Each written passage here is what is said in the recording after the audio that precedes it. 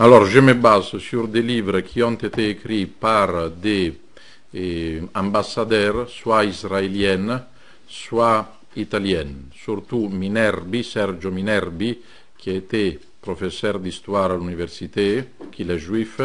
Il a été ambassadeur d'Israël chez les Saints-Sièges. Et Sergio Romano, qui a été ambassadeur de la NATO, on dit chez nous, je crois qu'en France on dit OTAN, en Russie et en Amérique. Il a étudié en Amérique avec Morgenthau. Il est libéral et il est antisioniste. Il a un grand courage car il a écrit un livre Ami, Lettre à un ami israélien, dans lequel il dit n'importe quoi à son ami israélien. Et les Juifs, ils l'ont commenté, heureusement, c'était une lettre à un ami, car si c'était une lettre à un ennemi, qu'est-ce qu'il nous aurait dit? Alors, je vais montrer les rapports, et à partir de ce qu'ils disent ces gens-là, et après, on va voir la pensée de l'Église. Il y a des professoresses qui enseignent à Rome, et qui sont de la communauté israélitique de Rome, Lia Tagliacozzo et Bice Miliau, qui disent la Shoah, les génocides, je ne parle pas bien français, si je dis quelques mots, vous pouvez me corriger, génocide on dit? Ce n'est pas un épisode historique à étudier comme tous les autres, non. Il est les péchés, souligner les péchés du monde et du monde chrétien contre les Juifs. C'est une faute indélébile qu'on ne peut pas effacer, de laquelle tous les chrétiens, chaque jour, devraient demander pardon. Alors, Sergio Romano, il commence, il cite cette phrase qui n'est pas très gentille, et il dit « Pour les chrétiens, l'hostilité théologique cesse quand les Juifs se convertissent. Pour l'antisémite, pour les nazistes, les Juifs, c'est une mauvaise herbe à arracher. Et voilà, il dit, même s'il est crucifié, les Juifs, il reste toujours juif. Donc il a dit, Jésus-Christ, il est juif. Tandis que pour les chrétiens, les Juifs, c'est un homme à convertir. Alors, il montre déjà la différence. Lui, qu'il est athée, il est cavourien, donc un homme du Risorgimento qui voudrait l'État fort. Et il montre la différence abyssale qu'il y a entre christianisme, lui il n'est pas chrétien, et le judaïsme qui est quelque chose de très mauvais et pernicieux pour l'État. Il dit, le sionisme c'est une menace théologique, voyez c'est un laïc, un athée, pour l'Église catholique, car à Jérusalem, il y a la preuve historique que l'alliance ancienne a été remplacée par la nouvelle et éternelle. Il n'y a plus de temple, il n'y a plus de sacerdoce, il n'y a plus de sacrifice. Et pour ce qui regarde les mea culpa de Jean-Paul II, il dit « L'Église devrait aller à Canossa. » Quand l'empereur allemand, il est allé à Canossa demander pardon au pape Saint-Grégoire VII et reconnaître que l'antisémitisme, entre guillemets, c'est son péché originel. Celle-ci, c'est une sottise historique, mais elle est dangereuse, car elle creuse, entre christianisme et judaïsme, un abîme qui peut porter de nouvelles persécutions. C'est-à-dire, quand on tire trop la corde, on dit chez nous, on la casse. Alors, attention, c'est un peu le message de ce livre « Lettre à un ami juif », vous êtes en train de tirer trop la corde et un jour ou l'autre elle va casser. Et alors ce que vous avez pris dans les 43-45 c'est rien vis-à-vis de ce que vous prendrez d'ici à peu de temps. Il écrit à claire lettre pour amitié. Pour amitié, il faut dire à un ami, attention, si tu continues comme ça, tu vas te casser la figure. Alors, l'Église devrait renoncer, selon les Juifs, à son identité spirituelle. Mais si Rome renonce à dénoncer la cécité du judaïsme post-biblique, l'Église devrait fermer les magasins. chez nous on dit chiudere bottega, c'est-à-dire vous avez un magasin, vous faites faillite, vous fermez les magasins. La boutique, fermez la boutique. Alors, si l'Église dénonce son antisémitisme, ça serait plutôt dire anti-judaïsme plus correct, elle renoncerait à soi-même. Car si on est chrétien, on ne peut pas être philo-juif.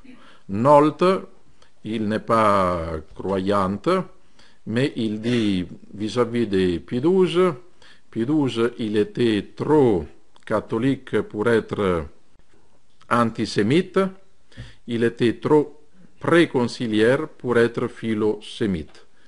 C'est des gens laïcs qui comprennent très bien les choses comme elles sont. Alors, voyez, ce qu'il a dit, c'est Messier Sergio Romano, qui a été mis tout à fait à l'écart.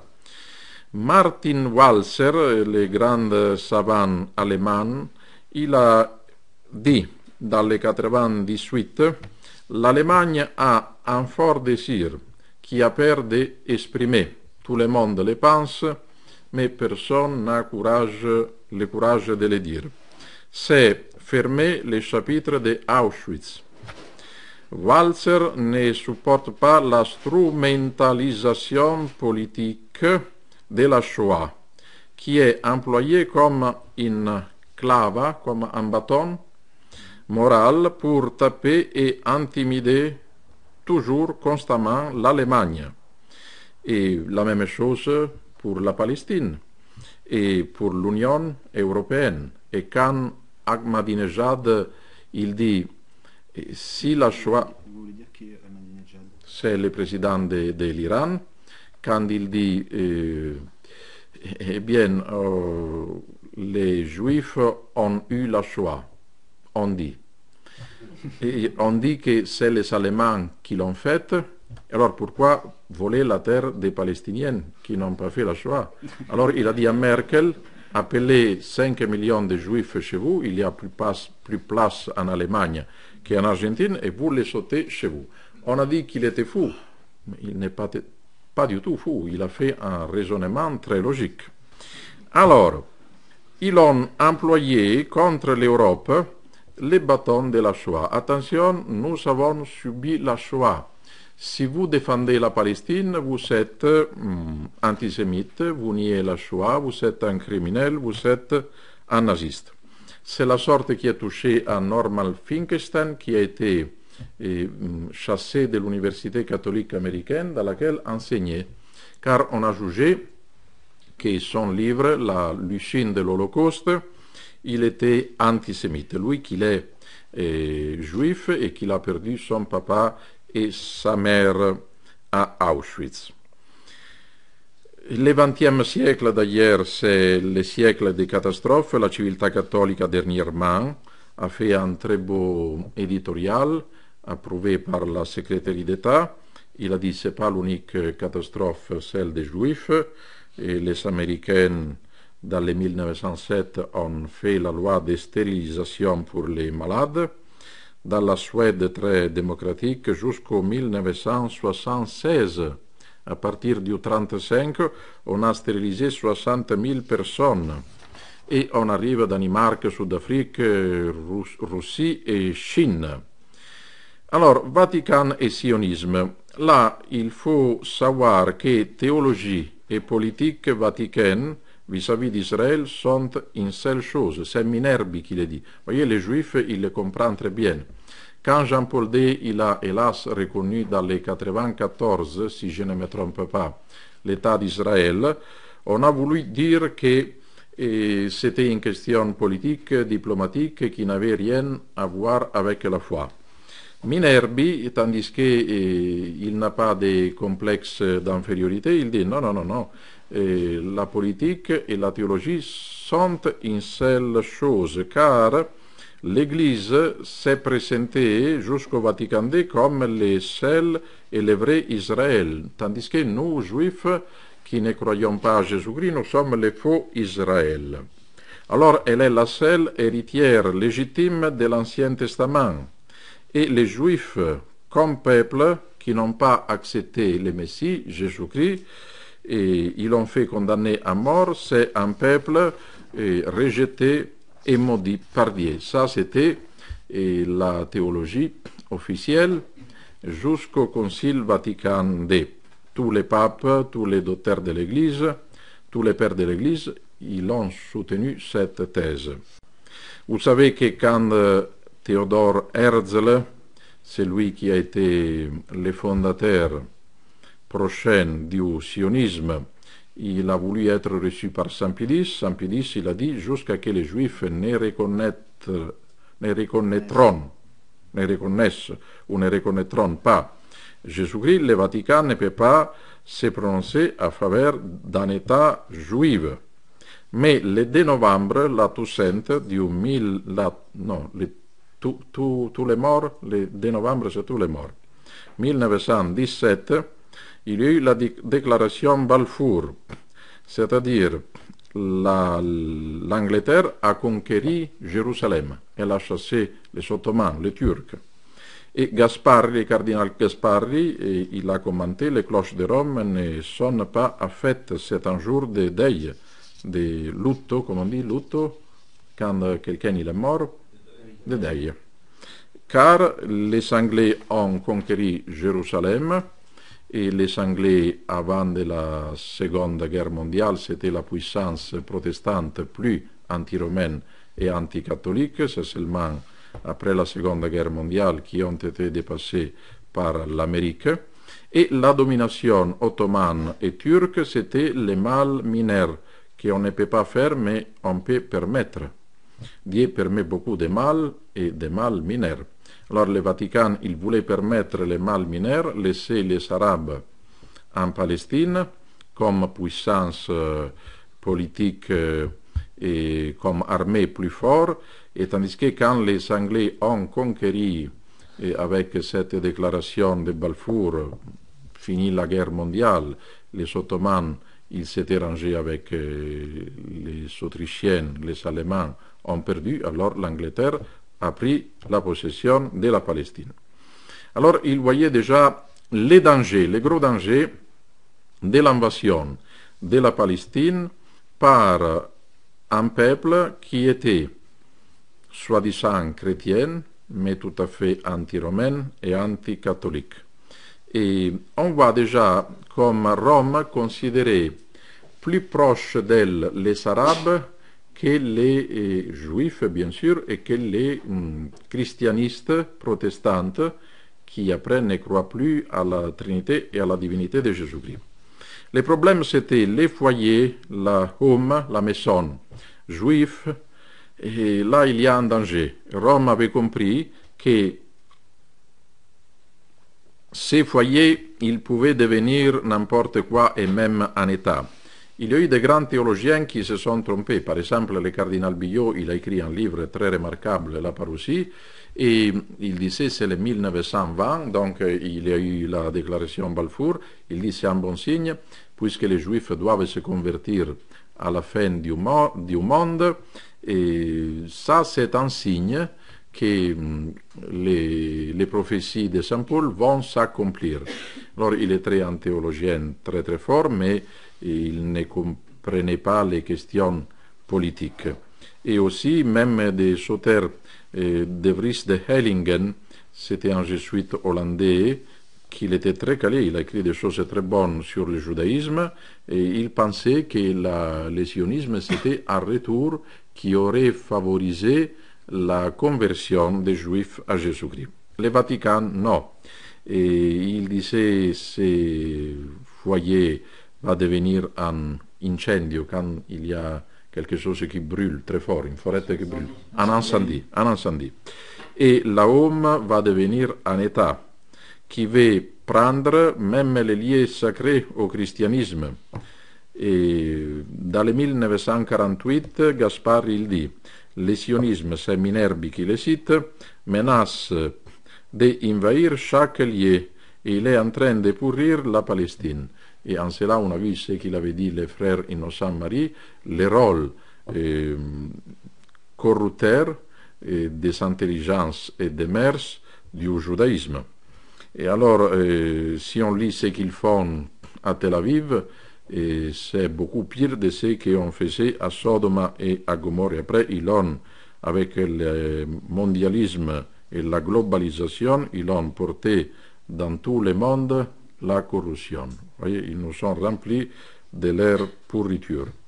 Là, les Saint-Sièges protestaient contre la position des privilèges que la Grande-Bretagne allait donner à Israël, car il y avait les chrétiens, les palestiniens, et les drapeaux palestiniens avaient une croix et une demi-lune.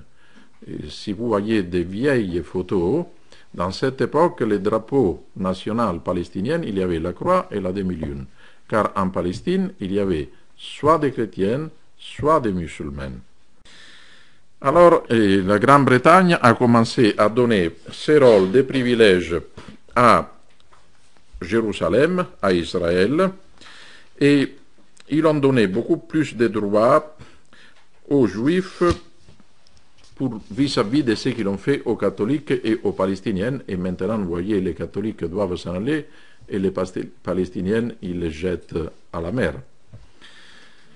Après 1920, il y a eu le Conseil suprême allié. On a donné à la Grande-Bretagne le contrôle de la Palestine et le Vatican était encore plus préoccupé car il disait ça c'est les pays protestants plus anticatholiques et dans lesquels il y a eu une grande présence et puissance des Juifs. C'est pour cela quand l'Angleterre elle est montée, le catholicisme il a baissé. L'Espagne a perdu la guerre, les multiples armades avec Filippo II, et l'Angleterre elle est montée et elle a porté le protestantisme n'importe où, dans l'Europe, et après hélas dans les Pays-Bas, et après ils sont allés même en Amérique. Alors les Saint-Sièges auraient préféré, ça c'est Minerbi qui le dit, un État arabe plutôt qu'un État israélien. Dans le 1922, Churchill il a fait le livre Blanc, non, il est masculin, Blanc. Et il parle du foyer national. Alors, vous voyez, c'était un foyer, une maison, un foyer c'est une maison, maintenant c'est déjà un foyer national. Comme si on dit, cette chambre, il y a un foyer, c'est ça, les cheminées, mais c'est un foyer national. C'est un peu une contradiction dans les termes.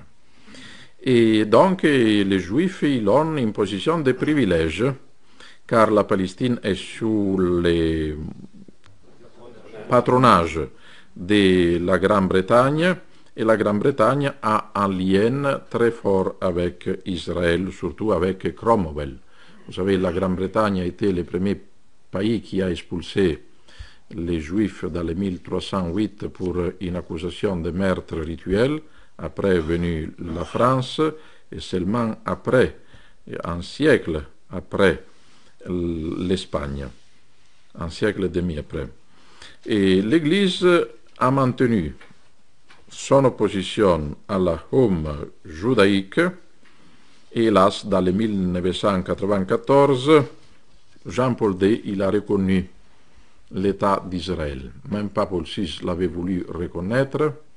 Et quand il est allé dans les 65 ou 67 en Terre Sainte, naturellement, ils l'ont invité au Yad Vashem, il a refusé d'y aller, et les autorités ont donné une gerbe à poser au Yad Vashem. Lui, il a dit à un prêtre, n'importe qui, allez et déposez cette gerbe, et après vous retournez. Il y a des morts, quelques morts, il faut, comme quand on va au cimetière et on allume une bougie, mais il ne faut pas faire toute cette histoire comme si tous les morts étaient juifs et seulement juifs. Pie XII, il a écrit 3 encycliques, 2 dans les 48, 1 dans les 49, sur la Terre Sainte et sur l'invasion des Juifs. Et justement, il disait, on a fini une guerre, mais cette invasion va être fourrière, on dit en français fourrière, portatrice des le fourrier d'une nouvelle catastrophe. Je vois des nuages sombres qui s'approchent dans le ciel. Il avait compris qu'il y aurait eu une guerre qui serait éclaté. On peut lire ces encycliques très brefs, très belles, à cause de cette invasion. Il avait tout compris. Et dans les 1950, le gouvernement israélien il a transféré de Tel Aviv et à Jérusalem sa capitale indivisible d'Israël et seulement d'Israël. Tandis que Pie XII et même les Palestiniens, ils disaient non, Jérusalem c'est une ville internationale car il y a des chrétiens, il y a des musulmans, il y a des juifs et un seul ne peut pas prendre, surtout les juifs, ne peuvent pas prendre la place des autres.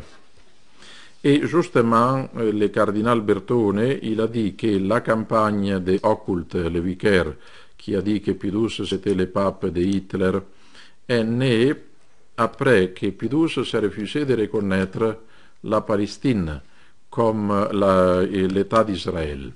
Et il a pris position vis-à-vis des Palestiniens. Il a dit, mais ici il y a 4 ou 5 millions de Palestiniens, il y a 2000 ans qui l'habitent, maintenant il arrive et 3 millions ont été chassés, et ceux qui sont restés, ils sont dans un grand camp de concentration, beaucoup pire qu'Auschwitz, ils ne peuvent pas accéder au ciel, pas à la mer, ils ne peuvent pas aller prendre les sous qu'on donne à la banque palestinienne car c'est les juifs qui les prennent et après ils décident quand de les donner.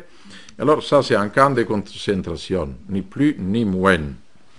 Un vrai camp de concentration, pas un faux comme on a fait après les 45 que les Russes ils ont rebâti Auschwitz-Dachau, si vous voyez Auschwitz-Dachau. Moi je connais un ami qui est allé habillé en militaire à Auschwitz. Et tout le monde les regardait.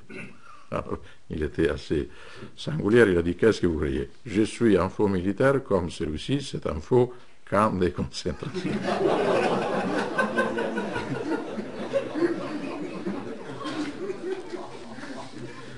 Alors, après Pie XII, il y a eu le Vatican II, Nostra Aetate, mais la politique elle est restée contre l'annexion de Jérusalem à Israël. Et même aujourd'hui, après les concordats, les anciens se battent pour l'internationalisation de Jérusalem. Et chaque fois, ils ont signé les concordats. Alors, en concordat, on fait un pacte en D, et dans ce pacte en D, et le Vatican reconnaît Israël. Israël devrait redonner tous les lieux sacrés qui ont été conquéris. Et chaque année, quand il y a la date qui doivent se réunir, Israël ponctuellement n'y va pas. Alors, c'est une question encore brûlante. Et il y a aussi un autre élément, il y a une attaque religieuse juive au sionisme laïque. En Italie, dans les 2000, et La Stampa, c'est le journal de Agnelli, de Turenne, de la maçonnerie, de la Confindustria. Elle a interviewé le rabbin Ovadia Yosef, c'est le rabbin chef des Séfarades. Il y en a des rabbins, là-haut, il est Ashkenaz, et Ovadia Yosef, et c'est le rabbin des Séfarades. Et lui, il dit pour la Shoah, les rabbins ultra-orthodoxes liés à la Kabbale, qui ont comme leader moi-même, Ovadia Yosef, acceptent l'idée de la réincarnation. C'est un article de foi. Et il explique l'Holocauste comme ça. Les victimes de la Shoah, les victimes ashkénazites par séfarades, lui les séfarades, sont les âmes des pécheurs qui se sont réincarnés et châtiés par les Allemands. Alors c'est la Stampa, 7 août du 2000, page 11. Ovadia Yosef, c'est le leader d'un parti, les Chasses, c'est le 3e parti israélien, donc ce n'est pas seulement un rabbin, c'est un politicien qui a son poids dans le gouvernement. Et il a dit, outre à rendre les nazistes un instrument divin, les commentaires de la Stampa, il a dit, Yosef, outre à rendre le nazisme l'instrument divin, Joseph avale les conseils de la responsabilité des Juifs dans leur propre persécution. Tandis que Vatican II l'abolit, voilà, nous avons le rabbin-chef de Jérusalem qui parle de cette responsabilité. L'autre, le rabbin Ashkenaz Lau, qui est même maçon, il a voulu pas entrer dans cette lecture séfarade et il a dit je me déclare agnostique et il a dit, alors les commentateurs qui l'ont interviewé, la concession séfarade c'est semblable à celle qui employait l'Église avant Vatican II quand soutenait que les Juifs il était destiné à expier les déicides. Et j'ai connu le père Barsabski, un jésuite de Varsavia, et qui a assisté à ce que les Allemands ont fait au ghetto, et pas seulement au ghetto. Lui, il était sorti à acheter les peines, et il était 10 jésuites. Quand il est rentré, les nazistes il avaient fusilé tous les autres 9. Alors, ce n'est pas seulement les Juifs qui ont été tués. Alors, il me disait que quand on disait aux Juifs « rentrez dans nos convents, on vous cache », il disait « sanguis eius super nos, super filios nostros ». Il a dit c'était une chose qui nous faisait impression. Il savait que c'était un châtiment pour eux. Il le reconnaissait. Alors, la stampa dit, voilà, cette concession de Joseph, c'est semblable à celle de l'Église. Il y a une responsabilité du judaïsme et religion dans la mort de Jésus-Christ, et donc, même les synhédriens et les peuples a crié son sang retombe sur nous, sur nos enfants, c'est-à-dire la responsabilité de la mort de Jésus-Christ, explique les exégètes, est toute la nôtre et de nos enfants. Il y a eu même une autre intervention du rabbin-chef de Turenne, Albert Somek, c'est un séfarade, et il a dit, interviewé par la stampa, car toutes ces déclarations ont fait un bruit énorme en Italie. Il y avait des pages entières qui parlaient de cela. Et le 2000, c'était l'année dans laquelle Sharon il est monté dans l'esplanade des mosquées où on voudrait refaire les temples et il a déchaîné la seconde intifada. Alors lui il dit la déclaration de Ovadia Joseph n'a rien de politique. C'est la théologie interne à l'hébraïsme religion. Et il y a une différence, une divergence entre séfarades et ashkénazes, comme entre dominicains et jésuites. Une chose pareille. Tous les deux sont juifs, mais il y a un couleur. Non, j'ai dit séfarades et ashkénazes, pas et jésuites. Alors, ils sont blancs ou noirs, mais tous les deux sont juifs. C'est une question accidentelle, pas essentielle.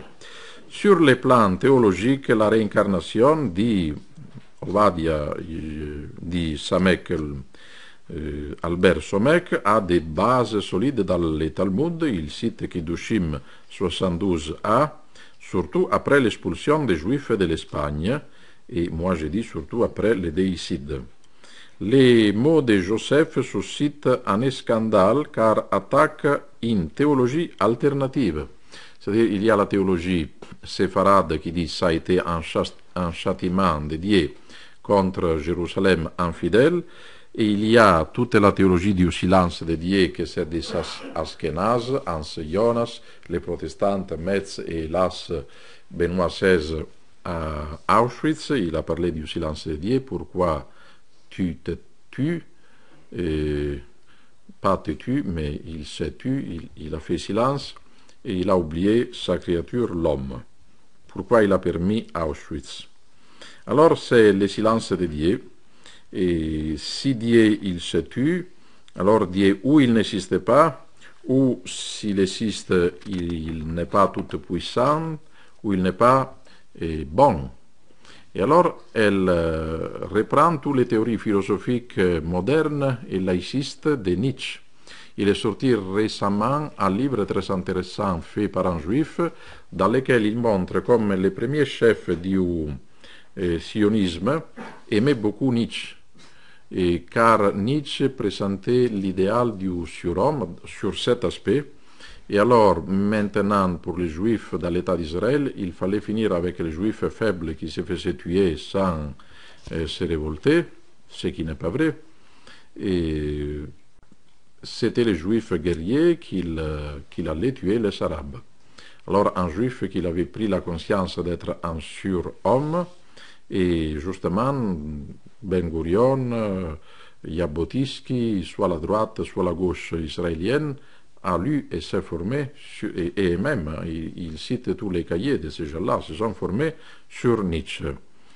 Alors, Joseph Séfarade, il veut jeter les bases orthodoxes de Samek, celui de Turenne, théologique de la Shoah, et que ce n'est pas la destruction du temple, la expulsion qui est semblable à la destruction du temple et à la chassée de l'Espagne.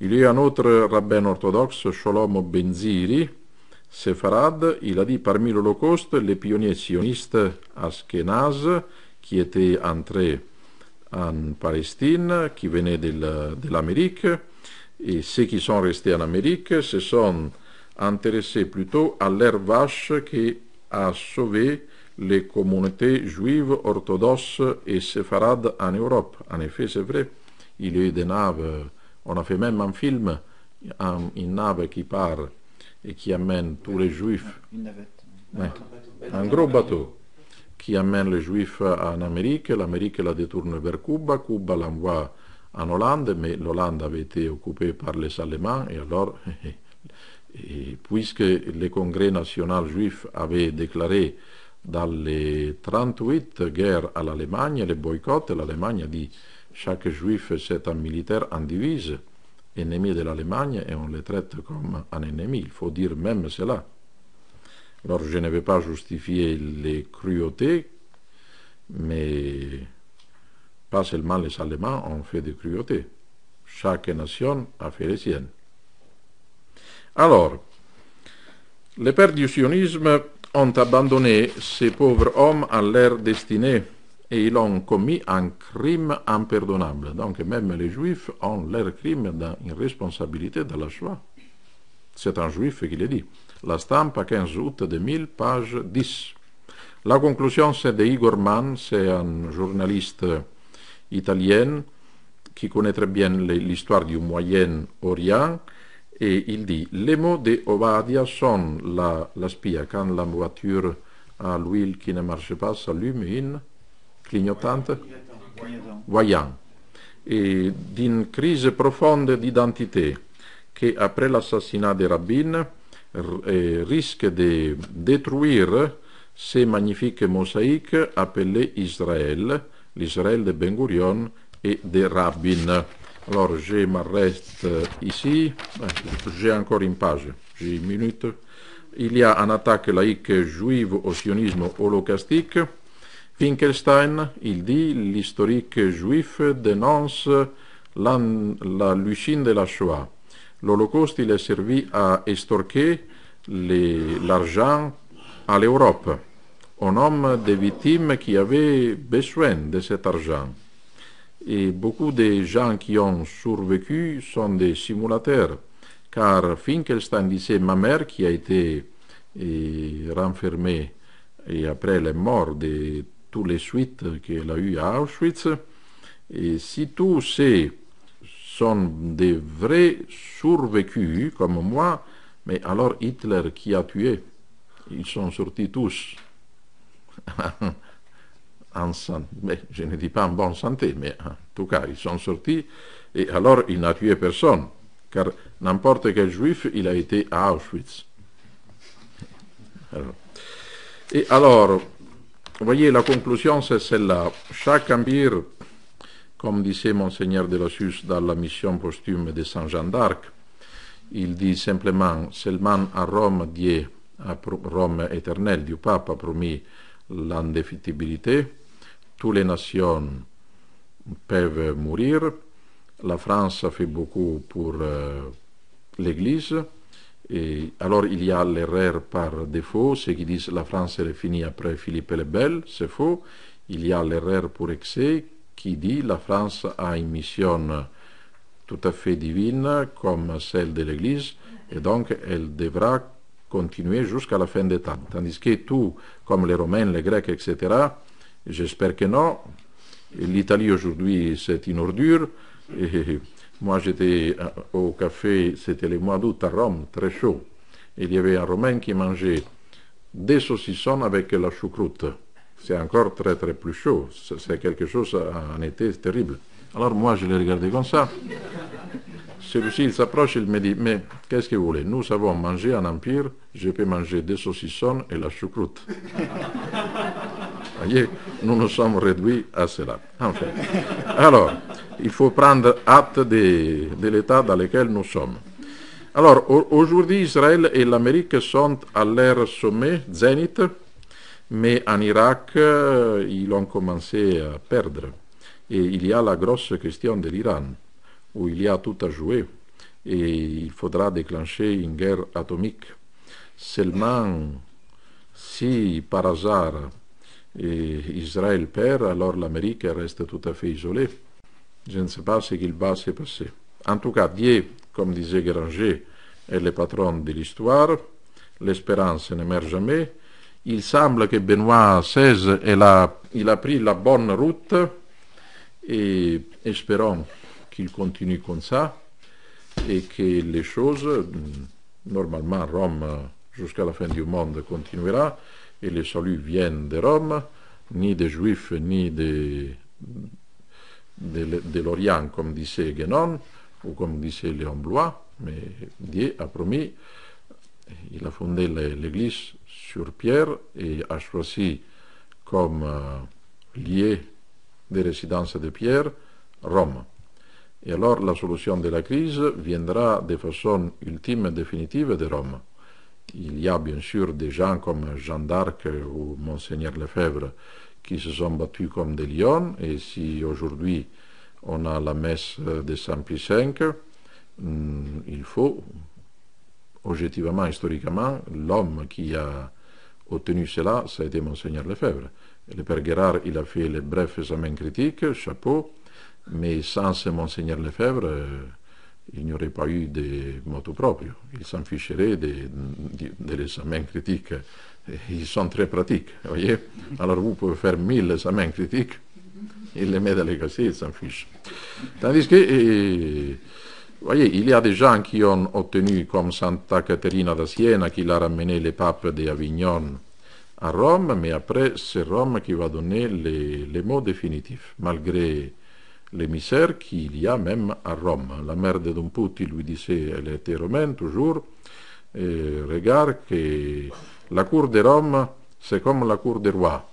L'unique différence, c'est qu'à la cour des rois, il y a les hommes et les femmes, à la cour du pape, il y a seulement les hommes, qui sont les prêtres, qui ils ont le caractère un peu plus méchant de celui des femmes. C'est pour ça qu'ils portent les soutanes. Alors, j'ai terminé. S'il y a des demandes, je réponds volontiers.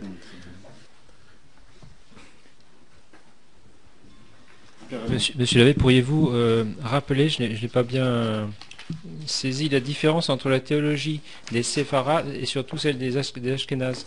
Alors, les Ashkénazes sont les juifs de l'Europe, Mitteleurope, les Allemands, grosso modo. Non? Les séfarades sont ceux de l'Espagne. Alors, pour les séfarades qui croient dans la réincarnation, les Ashkénazes qui ont été châtiés en Allemagne par les Allemands, ils ont dû expier des fautes qu'ils avaient commises dans la vie précédente et ils se sont réincarnés dans les années 30 et ils ont été châtiés par Hitler. Et donc, ça veut dire qu'ils avaient fait des fautes, ils sont responsables de leur châtiment pour la réincarnation. C'est ce que pensent les séfarades. Ce qu'ils pensent les séfarades, oui. Et les Ashkénazes? Les Ashkénazes, bien sûr, non, ils ne le pensent pas, non. Alors, comment expliquent-ils les Ashkénazes? Les Ashkénazes avec le silence de Dieu, c'est la gnose qui naît de là. Alors pourquoi Dieu il se tue? Il se tue car il n'est pas tout puissant, et alors il n'est pas tout puissant, donc il faut trouver les moyens au travers de la gnose, c'est une technique ésotérique pour sortir de ce monde des païens qui nous a emprisonnés. Rome dans les 70, l'Espagne 1492 et l'Allemagne 43, et il faut, au moyen de la Kabbale, se réunir à cette divinité qui fait une seule chose avec l'humanité. Et il y a une petite histoire de Yiddish des séfarades. Alors il y a 3 rabbins qui se réunissent à parler, c'est eux-mêmes qui le racontent. Il y a des encyclopédies avec toutes les histoires juives racontées par les juifs, car sinon on les raconte, on les met en prison et ils peuvent les raconter. Et ils disent, 3 juifs, ils commencent à parler. Mais pourquoi Dieu il a permis la Shoah? Alors un, il dit, il a permis la Shoah car il n'existe pas. L'autre, il dit, non, il existe, mais il n'est pas providence. L'autre, il dit, oui, il est providence, mais il n'est pas tellement bon et tellement toute puissant. Et après, puisque c'était l'heure, ils ont dit, maintenant nous allons prier Dieu à la synagogue.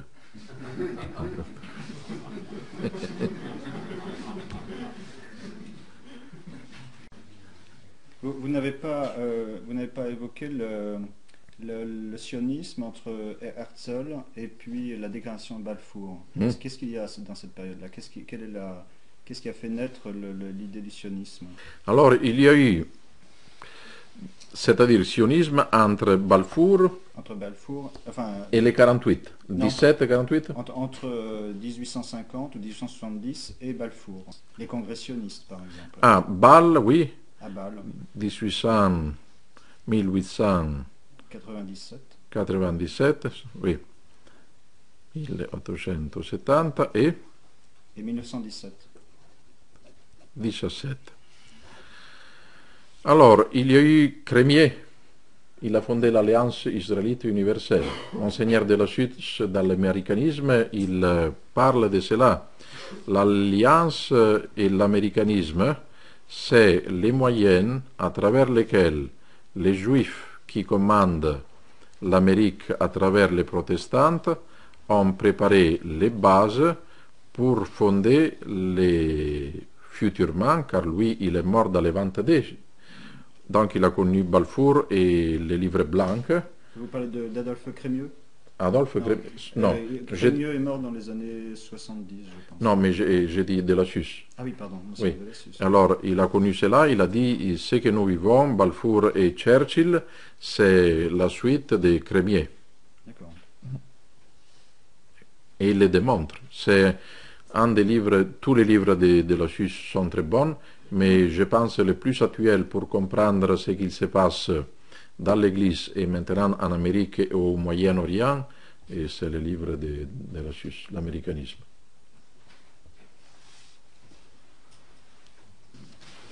Vous avez parlé d'une orientation assez favorable que prend la politique de Benoît XVI. Est-ce que vous pourriez préciser un petit peu dans quel sens c'est favorable? Oui, alors quand il a commencé, il a été élu, il a complètement changé la voie de Jean-Paul II. Jean-Paul II, il était tout à fait contraire à l'invasion de l'Irak. Il a parlé très fort des droits des Palestiniens et tout en étant théologiquement philo-juif, politiquement, il était pour les Arabes contre les Américains. Et Benoît XVI, non, il a changé complètement. Il s'est mis avec les néoconservateurs, avec Bush Junior, Novak et tous ces gens-là. Et donc, on craignait qu'il allait faire une politique philo-américaniste et philo-israélienne. Mais les questions qui se sont passées ont ouvert les yeux à Benoît XVI, surtout, je crois, le motu proprio, car les Juifs ont poussé pour qu'il efface même la prière de Jean 23, dans laquelle on prie pour la conversion des Juifs, tout en ayant coupé Proper Fidis. Et Et même quand l'année dernière il a fait un Angelus, il a parlé des dernières morts de la semaine, car à partir de la 10e dimanche, il parle de ce qui s'est passé du lundi à la dimanche dans lequel il parle. Alors on n'avait pas parlé tuer aucun juif, on l'avait tué dans la semaine précédente, et lui il a parlé des Arabes, des Libanais, etc., qui avaient été tués. Alors ça a été une déclaration de guerre, pourquoi le pape il ne nomme pas les juifs, il doit s'excuser, etc., il est antisémite, il est allemand, il est naziste, etc. Alors ce sont des choses qui lui ont fait ouvrir, je pense. Il faut faire attention à ne pas se faire des illusions. Je crois qu'il faut être très calme, il faut rester à garder et il faut voir les choses comme elles évoluent. Elles peuvent bien évoluer, elles peuvent mal évoluer. Mais le fait qu'il y a eu un changement, c'est un fait. Et contre le fait, il n'y a pas d'argumentation. Et il faut tenir compte de ces faits. Comme le motu proprio, il a dit la messe de Saint Pie V n'a jamais été abrogée, et ça c'est un fait. Et après, ce qu'il se passera, nous espérons bien, peut-être ça va être un avorton, peut-être, j'espère que non, mais avant de s'engager ou dire tout est mauvais, il faut jeter à la poubelle le motu proprio, ou dire tout est bien, la crise elle est terminée, il y a un moyen terme. Ouais. J'ai deux questions. D'abord, le titre. Approchez-vous, John. Ah, désolé. Le titre de conférence que j'ai lu est un fondamentalisme et zionisme.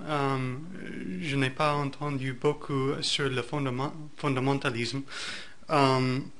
Et j'ai voulu demander si les fondamentalistes, surtout je crois aux États-Unis, sont plus influencés par les zionistes que les autres protestants, par exemple, parce qu'on voit dans l'histoire que les juifs ont toujours influencé beaucoup les hérétiques. Oui. Alors, le fondamentalisme, vous voyez, il a ce projet de rebâtir l'État d'Israël pour la conversion des Juifs. Et donc, le fondamentalisme protestant américain, il est tout à fait philo-sioniste. Seulement que leur but, ce n'est pas la domination d'Israël sur le monde entier, mais la conversion d'Israël. Une branche du fondamentalisme américain. Mais il y a même un fondamentalisme juif et un fondamentalisme protestant, et autrefois il y avait un intégrisme catholique qui aujourd'hui n'existe plus, avec jusqu'à Pie XII. Mais des catholiques intégraux, de grosses masses, nous sommes 80 personnes. À Rome, on était 6000, on a dit. À la mort de Jean-Paul II, il y avait 4 millions de personnes. Et alors? Donc, le but final de ce fondamentalisme serait convertir les Juifs au christianisme? Oui. Parce que j'ai entendu dire aussi que le but était plutôt, pas ralentir, mais le contraire. Accélérer, oui. Accélérer la fin du monde pour faire que le Christ vienne plus tôt. C'est une branche des fondamentalistes qui pense cela. Donc il faut faire venir le Christ le plus tôt. Mais sans vraiment vouloir convertir les Juifs. Non, car il y a Joachim de Flore qui disait que dans la troisième époque des spirituels, les Juifs auraient pris la place des catholiques, les moines des prêtres et Jérusalem de Rome. Et donc il remonte jusqu'à Joachim de Flore. Il y a beaucoup de branches, mais c'est une chose très longue. Tandis qu'il y a même des fondamentalistes qui sont complètement judaïsés, qui ne croient pas à la divinité de Jésus-Christ, à la Trinité, et alors ils veulent simplement la domination d'Israël sur le monde entier. Donc il faut distinguer au moins 3 branches. Peut-être la quatrième qui veut que certains fondamentalistes évangéliques américains souhaitent le retour. Ils ont beaucoup travaillé, ils financent beaucoup Israël pour que les Juifs se retrouvent en nombre très important en Israël, qu'ils se convertissent, car miraculeusement ils vont se convertir, et nous sommes à la fin du monde, et vous avez le retour glorieux de Jésus-Christ. Ça, c'est une branche qui est très très puissante aux États-Unis. Oui. Mais bon, ils accélèrent, ils veulent accélérer, comme vous disiez très justement, ils veulent accélérer les choses, donc ils donnent beaucoup d'argent. Oui. Mais avec l'argent, on ne paye pas les bon Dieu. Quand les apôtres ont demandé à Jésus-Christ quand arrivera la fin du monde, il lui dit, c'est une question qui regarde seulement les pères. C'est-à-dire, mêlez-vous de vos affaires. Même pas moi, je vais vous dire. Oui, notre Seigneur disait qu'il ne savait même pas lui-même. Mais les Américains, ils pensent qu'avec les dollars, ils achètent tout. Tandis que Jésus-Christ ne laisse pas. Je voudrais vous apporter un petit élément qui vient compléter ce que vous avez dit, mon père. Pour m'entretenir en anglais, j'écoute TPS Canal+. Il y a 2 stations protestantes américaines. Et sur ces 2 stations-là, très très souvent, on entend à peu près le discours que voici. Israël, c'est l'Israël de la Bible. L'Israël d'aujourd'hui, c'est l'Israël de la Bible. Tous les chrétiens doivent aider Israël. Et très souvent aussi, on va même beaucoup plus loin en disant il faut écraser l'Iran, il ne faut pas craindre d'employer les moyens les plus terribles contre l'Iran. Et même une fois, parce que je ne suis pas toujours à regarder la télévision, je vous rassure, même une fois, j'ai vu des rabbins qui étaient à côté des pasteurs protestants fondamentalistes et qui disaient nous sommes agréablement surpris de voir que les chrétiens ont cessé d'être antisémites. Et donc c'est un courant très très très fort actuellement à la télévision américaine. Donc c'est très inquiétant. Dans l'administration Bush et en Europe, c'est partout désormais. C'est la confusion la plus totale. Oui. En France, il y a la secte des Juifs pour Jésus. Oui, ils sont très répandus. Justement, les Juifs pour Jésus reconnaissent notre Seigneur comme le Messie. Comme le Messie, mais pas comme Dieu. C'est ça. Pas l'Église, pas la divinité, pas la Trinité. Je crois qu'ils sont très nombreux. 500 000 en Israël. Oui. Juifs pour Jésus. Et aux États-Unis, beaucoup. Et en France, ils s'implantent actuellement beaucoup. Oui, oui. Quel est l'intérêt pour ces Juifs de croire que Jésus est le Messie sans sa divinité, son Église et la Trinité? Parce que si vous voulez, enfin je ne réponds pas à la place de M. Labbé, mais c'est une secte parmi tant d'autres chez les Juifs. C'est un courant mystique parmi tant d'autres. Oui. Il y a beaucoup de détraqués même parmi les Juifs. Il y a un commissaire juif, Ovadia, qui fait de belles histoires. Et il dit il y a un préjugé contre nous les Juifs. On dit que nous sommes tous intelligents. Rien de plus faux. Il y a beaucoup de sots même parmi nous. Un autre type de maranisme aussi, oui, ça pourrait être, oui. Oui. Vous devez connaître aussi, en Israël, il y a maintenant un évêque catholique avec un rite uniquement hébraïque. Je ne savais pas. Il me semble. Non, la situation en Palestine, elle est très, très chaude entre franciscains et juifs.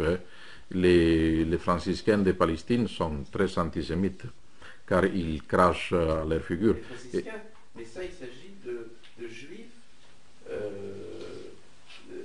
ayant un rituel catholique, mais hébraïque. Je ne sais rien. Je sais seulement qu'à la dernière procession, il y avait un évêque catholique arménien, et puisque les juifs ils crachent par terre sur les pieds des catholiques, désormais ils n'y font pas cas, mais il est arrivé, il a craché sur les crucifix. Alors il a donné une grosse claque. Il a dit ça je ne peux pas supporter, jusqu'à qu'il nous crache à nous, bien, mais dans une procession en public craché face à Jésus-Christ, je lui ai donné une claque. Que pensez-vous du patriarche de Jérusalem? Ah, Shabbat, il est bien. Il est bien. Oui, Capucci, il était encore mieux. Ah oui. Oui. Je le connais. Vous connaissez Monseigneur Oui. Chabas? Capucci. Non, pas Chabas, Capucci. Il est à Rome, il est en prison pour ce qu'il a fait. On l'a mis en prison car il avait le coffre de la voiture plein d'armes.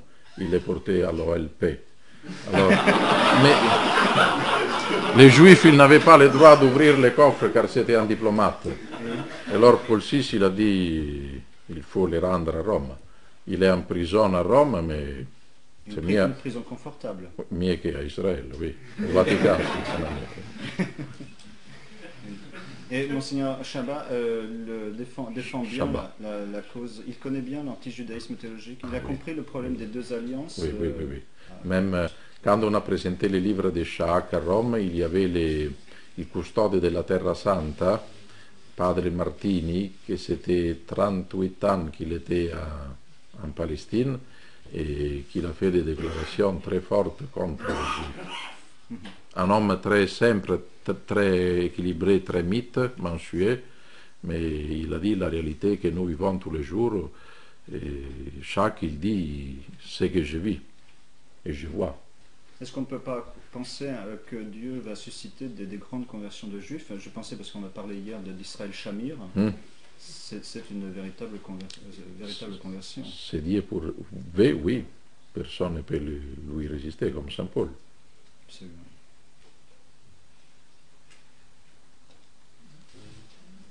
Il est assez difficile de comprendre comment, par exemple, Jean-Paul II peut être aussi philosémite, aller jusqu'à Yad Vashem, le mur des lamentations, la demande de pardon, tout ça en l'an 2000, et en même temps, et c'est vrai, vous avez absolument raison, toute sa politique, alors peut-être à cause du cardinal Sodano ou de la secrétaire d'État, je ne sais pas, mais la politique était plutôt pro-palestinienne, pro-arabe, et en même temps des gestes qui ont été très, très appréciés, et puis très scandaleux. Pour l'Irak, oui. Pour l'Irak, toute la politique étrangère vaticane était contre la guerre en Irak. Oui, oui. Mais en même temps, il y avait des concessions importantes, plutôt sur le plan religieux. Chaque homme, c'est un mystère. Est-ce que vous pourriez parler un peu des livres qui ont paru pendant le Concile, des brochures qui ont été diffusées, par exemple les complots contre l'Église, Maurice Pinet, les autres brochures qui ont paru contre le Concile pour essayer de mettre en garde les évêques contre le danger d'une infiltration juive dans le Concile. Plancard d'Assac a été édité en italien et tous les évêques ont eu cette plaquette en italien.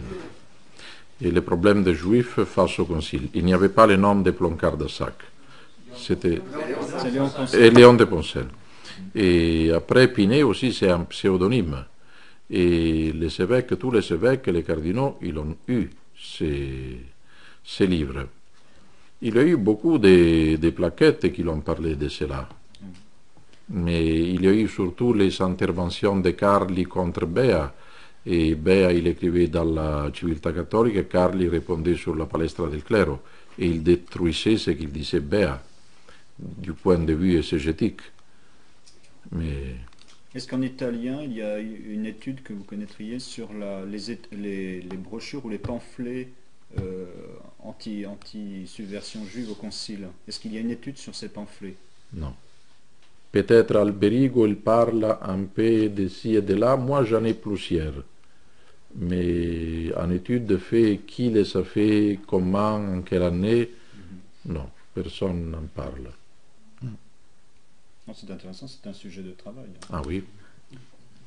Je pense à il y a des pamphlets, il y avait des pamphlets anonymes, il y a des pamphlets avec pseudonyme, et par exemple Maurice Pinet. On sait qui est actuellement. Je crois qu'on sait qui était Maurice Pinet. Qui? On peut le dire? Le père. Oui, bon, je pense qu'on peut le dire. Un père jésuite, non? C'était Sainz Arriaga? Non. Il faudra que je vous donnerai le nom. On m'a dit qu'il c'était plus personne qui collaborait. Oui, c'est une collaboration. Et puis qui était aidé de quelques personnages de la curie. Ah. Mais on m'a dit surtout des laïcs qui l'ont aidé, des Poncènes, etc. Ils ont demandé beaucoup d'informations, mais je ne sais rien. C'est un pamphlet, là, cette fois, c'était vraiment la grosse artillerie. 950 pages. Et 950 pages, et dès le premier mois ou le deuxième mois du Concile. Mais vous savez que la Digos, la police politique italienne, elle est allée à l'imprimerie à retirer tous les exemplaires. Oui. Je ne savais pas. Ah oui. Et en italien, c'est très difficile de les trouver. On les trouve en espagnol et en anglais. En italien, il y a, mais il y en a très très très peu. Les éditions Saint-Rémy viennent de l'éditer. Oui. Oui. Alors, qu'est-ce que c'est C'est donc la collaboration d'un certain nombre de personnes, enfin au moins un jésuite sud-américain et quelques, alors monsieur l'abbé dit quelques laïcs, je pensais que c'était quelques autres jésuites qui savaient exactement ce que Béat, le cardinal Béat était en train de préparer avec sa commission pour l'union des chrétiens. Vous aviez là-dedans un grand nombre de gens, officiellement juifs d'origine officiellement convertis au catholicisme, comme Gregory Baum, Monseigneur Osterreicher et bien d'autres. Et donc ces jésuites ont eu le nez fin et se sont dit au concile, ils sont en train de préparer quelque chose. Donc ils ont écrit assez rapidement un ouvrage de 950 pages qui a été envoyé. Alors vous dites que la police italienne est allée À l'imprimerie. à l'imprimerie, mais alors cela veut dire que les exemplaires n'ont pas été distribués? Pas tous. Quelqu'un, il est resté. Moi, j'ai des photocopies. Moi, je n'ai pas trouvé même pas une copie. Et seulement quelqu'un a pu l'avoir. Ils l'ont caché, mais très très peu. Tandis qu'en espagnol, en anglais, on le trouve encore. Mais c'est le père Malachi Martin qui a fait ces livres. Non. Ah non, Les jésuites. alors le titre de ce livre, c'est le complot. Science, Arriaga. C'est pas son prénom. Oui. C'était en Argentine. Oui, je crois que c'est un argentin. Science Arriaga, oui. Oui, alors oui. Donc le titre est le complot Contre l'Église. Complot contre la Chiesa. Against Église. In italiano è complotto contro la Chiesa. Et on le trouve donc maintenant aux Ils viennent de l'éditer depuis 3-4 mois là. éditions Saint-Rémy. C'était un Pseudonyme. pseudonyme, Maurice Pinet. Mais si vous voulez, ça c'est la grosse charge du début du concile. Puis ensuite, vous avez eu peut-être je dis peut-être une dizaine. Pardon? Le complot contre l'Église. Ou les complots contre l'Église. En français, il n'est pas paru. Il existait sous forme de disquette. Ah. Non, ça fait 40 ans en France que sous le manteau, on distribue le document. Mais pour la première fois, il était publié sur papier, imprimé. Bien. Bon, par un imprimeur inconscient, oui, bien sûr. Un courageux et inconscient. Chef d'œuvre, oui. Très bien. Et ensuite, vous avez eu peut-être une dizaine d'autres pamphlets, comme par exemple Répété, oui. une dizaine d'autres pamphlets, comme avec des pseudonymes comme Bernardus, je pense, ou alors les Juifs et les Saintes Écritures et les débats au Concile. Oui. Et puis, je vous ai parlé tout à l'heure, hier, je crois que le dernier écrit, ça a été celui de Léon de Poncin, le problème juif face au Concile. Oui. Début de la 4e session. Oui. Donc, si vous voulez, d'ailleurs, est-ce que l'on peut dire que sans l'équipe du cardinal Béat, le concile aurait été tout autre? Ah oui. Oui. Mais sans Jean 23, car Béat, c'était rien s'il n'y avait pas les papes qui étaient à faveur de Béat. Béat a pu tout faire car le pape a donné raison à Béat et a donné tort à Ottaviani. Ça a été ça la tragédie. Et des autres pamphlets, on a des copies en Italie? Oui, les déicides, et beaucoup de petites brochures. Oui. Et Monseigneur Carlyle, ses études étaient publiées, et connues en Palestre Italie? clair, oui. Oui, elles étaient connues, les réfutations de Il a été Monseigneur même Carlyle. dénoncé par les Juifs, oui. Mais il n'a pas été inquiété. Non, à cette époque, non. Qu'est-ce qu'il est devenu après le concile, Monseigneur Carlyle? Il s'est retiré à Gaeta, il n'est jamais plus sorti, il n'a jamais parlé avec une personne, il s'est laissé mourir. Et ces archives, elles sont où? On sait où elles sont? Maintenant, Alberigo, il est mort, son élève Melloni voudrait faire une étude sur Monseigneur Carli. Alberigo, c'est l'équipe de Pologne, c'était l'équipe de Absolument. Pologne. Mais vous dites qu'il est décédé? Il est décédé Mais alors, Alberigo, très oui. récemment. Une semaine. Bon, il n'était pas très vieux. Non, mais il était malade, je crois qu'il avait un cancer. Oui, c'est ça. Pardon, une dernière question, si vous permettez. C'est donc, oui, quelle est l'attitude actuellement dans la curie romaine? Est-on bien conscient du problème des deux alliances, du moins ce que les Juifs cherchent, déjà bien avancé leur affaire, mais cherchent à faire passer par rapport aux deux alliances? Certains sont conscients du problème, certains pensent qu'ils poussent le bouchon trop loin. Comme vous disiez tout à l'heure en introduction, la corde, ils l'ont tellement tendue qu'elle bientôt elle va rompre, ou alors... L'unique qui a réagi publiquement dans Divinitas, c'est Monseigneur Gherardini, qui était, c'est contre, moi en conscience je ne peux pas l'accepter, c'est contre la foi catholique, contre la révélation. Il a écrit cela. Comment l'appelez-vous? Gherardini. Et qui est-il? Brunero Gherardini, c'est lui qui a pris la succession de Piolanti. Il a enseigné ecclésiologie à la Teranense, ensemble au Père Gérard et à Monsignor Lattanzi. Il a étudié en Allemagne à Tubinga, il a connu Casper, Ratzinger, Kung, tous ces gens-là. Et il est parti avant sur des positions, il croyait au dialogue avec les protestants. Après, c'est encore qu'il fait perdre au moins le temps, sinon l'âme, et il est passé à des positions très très bonnes. Il a un courage très... Et quel poste a-t-il actuellement à Rome? Alors, il est au Vatican, à la maison des chanoines. Il est très sailli, mais c'est un homme. Il a formé beaucoup d'élèves au Latran, il a enseigné plusieurs années. Quel âge a-t-il? 83. Très bien, non, c'est intéressant, il a été courageux. Dans quelle publication a-t-il fait paraître son opposition? C'est Divinitas, c'est sa revue. C'était la revue des Piolanti qui est passée. Divinitas. Divinitas, oui. Revue thomiste. Il y a le père Holz aussi qui le vient. C'est-à-dire que les catholiques ont brûlé l'alliance juive, qu'ils doivent la restituer. Donc il y a beaucoup de théologiens qui réfléchissent actuellement comment on peut mettre en parallèle les deux alliances, l'alliance avec le peuple juif, l'alliance avec l'Église, si vous voulez, et les deux alliances et les deux missions sont salvatrices. Les deux alliances sont salvatrices. Voilà, c'est toute la théologie de Jean-Paul II, enfin, disons des actes qu'il a posés pendant son pontificat. Et ça, si vous voulez, c'était appuyé sur des études théologiques très importantes.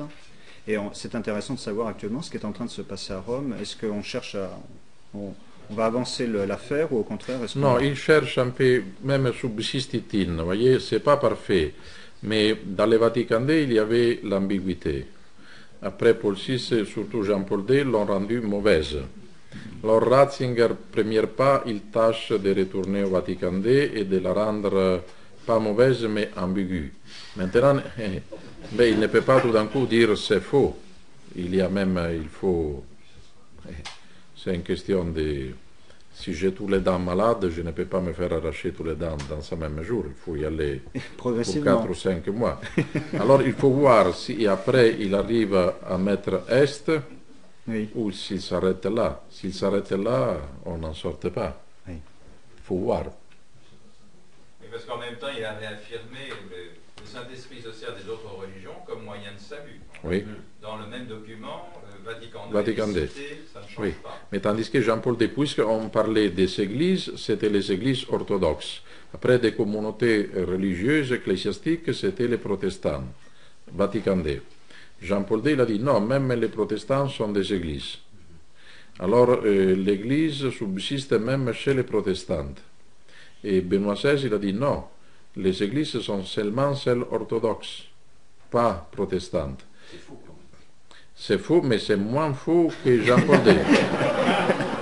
Mais on ne peut pas tout corriger dans son sel après 40 ans d'erreur. Il faut avoir patience. Si vous allez à descendre avec votre voiture et vous voulez mettre la marche en arrière, qu'est-ce qu'il faut faire? Il faut freiner et après il faut mettre la marche en arrière. Mais enfin, s'il a envie de le faire. Oui, j'en sais rien, cela. Mais en tout cas, il faut attendre. Il faut lui donner quelques mois. Vous dites finalement il est en train de freiner. On ne sait pas s'il passera la marche arrière. Voilà. Si on lui laisse passer, s'il a la volonté de le faire, ça je ne sais pas. Enfin, c'est sûr, il faut freiner parce qu'il y a le ravin qui n'est pas loin. Ça, il a compris que c'est un désastre. Oui, il a compris tout. Oui, oui, mais je ne suis pas pour Ratzinger, non, pas du tout. Mais j'ai dit, allons voir, attendons quelques mois avant de juger. Ça me semble la chose plus prudente à faire, sans se faire des illusions, mais sans dire c'est tout faux.